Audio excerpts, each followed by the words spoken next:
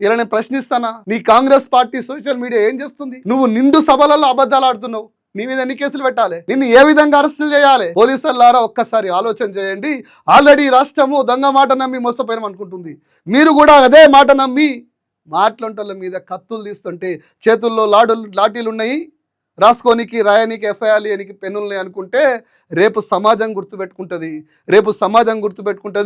మీరు తెలంగాణ ప్రజలు ఇచ్చే జీతాలు తీసుకుంటారు. మీరు చేసే పనికి న్యాయం చేయండి.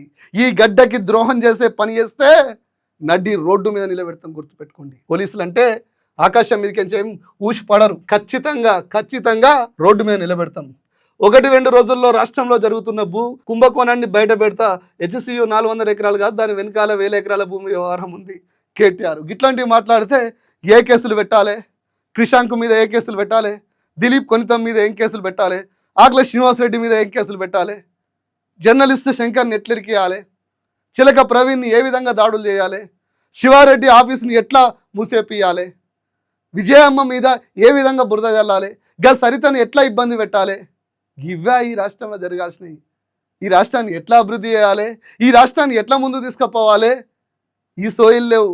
ప్రశ్నిస్తున్న వాళ్ళని అరెస్ట్ చేయాలి, ప్రశ్నిస్తున్న వాళ్ళ మీద కేసులు పెట్టియాలి, ప్రశ్నిస్తున్న వాళ్ళ మీద దాడులు చేయాలి.